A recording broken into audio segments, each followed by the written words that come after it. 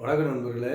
அதாவது கொலை வழக்கில் நிறையா பேர் ஜெயிலில் இருப்பாங்க. இப்போ வந்து ஜெயிலில் வந்து ஒரு புது வசதி என்ன பண்ணியிருக்காங்கன்னு கேட்டிங்கன்னா, மொபைலில் பேசுகிற வசதி. அதாவது வாரத்தில் 2 முறை பேசுகிறதுக்கு, ஒரு 1/4 மணி நேரம் பேசுகிறதுக்கு ஒரு அனுமதி வழங்கியிருக்காங்க. கைதிகள் வந்து அவங்களுக்கு வேண்டப்பட்டவங்க, உறவினர்கள்ட்ட, நண்பர்கள்ட்ட, வழக்கறிஞர்கள்ட்ட பேசுகிறதுக்கு, செல்ஃபோன் மூலியமா பேசுறதுக்கு. அதாவது கைதிகள் தான் ஃபோன் பண்ண முடியும். வெளியில் இருக்கவங்க அந்த நம்பருக்கு ஃபோன் பண்ண முடியாது.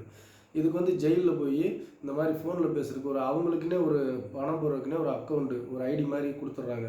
அந்த அக்கௌண்ட்டில் நம்ம வந்து பணம் பே பண்ணிடணும். அந்த அக்கௌண்ட்டில் பே பண்ணிட்டோம்னா ரூ. 500 கேட்குறாங்க. இப்போ நார்மலாக 15 நாளைக்கு ஒரு தடவை அந்த ரூ. 500 வாங்குறாங்க. ஏதாவது உள்ளே இருக்க கைதிகள் வந்து உறவினர்கள்ட்ட அவங்க வந்து எந்த நேரத்தில் கொடுக்குறாங்கன்னு தெரியல. மேக்ஸிமம் வந்து இந்த ஈவினிங் 3:30 கொடுக்குறாங்க. சில நேரத்தில் பார்த்தீங்கன்னா ஈவினிங் டயத்தில் கொடுக்குறாங்க. சில நேரத்தில் மார்னிங் டயத்தில் கூட கொடுக்குறாங்க. அது எந்த டைம்ன்றது வந்து அந்த சிறைத்துறையில் வேலை பார்க்குறவங்க அந்த மொபைல் கொடுக்குறாங்கல்ல, அதை கொடுக்குற டைம் வந்து இன்னும் ஒரு கன்ஃபார்மாக தெரியல.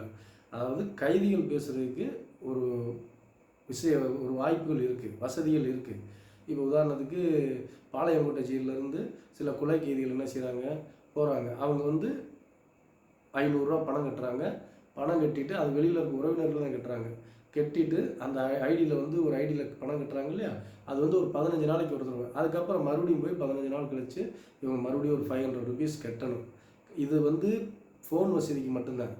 சாப்பிட்றதுக்கு மற்றதுக்கெல்லாம் வந்து கேண்டீன் இதுக்கெல்லாம் வந்து நீங்கள் தனிப்பட்ட முறையில் தான் வந்து பணம் கட்டுறது. அது வெளியிலே ஒருத்தவங்க உட்காந்துருப்பாங்க நோட்டில் எழுதி வாங்குறதுக்கு. நீங்கள் அவர்கிட்ட வந்து சாப்பிட்றதுக்கு கேண்டீன் வசதிக்கு தனி. இது வந்து ஃபோனுக்குன்னு தனின்னு வச்சுங்க. அப்போ நம்ம உள்ளே போகும்போது ஜெயிலில் வந்து வெளியில் உட்காந்துருக்கவங்கள்ட்ட ஜெயில் வாசலில் வந்து இதுக்குன்னே உட்காந்துருப்பாங்க. அவங்கள்ட்ட அதிக சிறைத்துறை அலுவலர்கிட்ட கேட்டோம்னா அவங்க வந்து தெளிவாக சொல்லிடுவாங்க. இதான் ஐடி, இந்த நம்பரு, இந்த நம்பருக்கு ஒரு கூட்டு பேசுவார் அப்படின்னு சொல்லிடுவாங்க.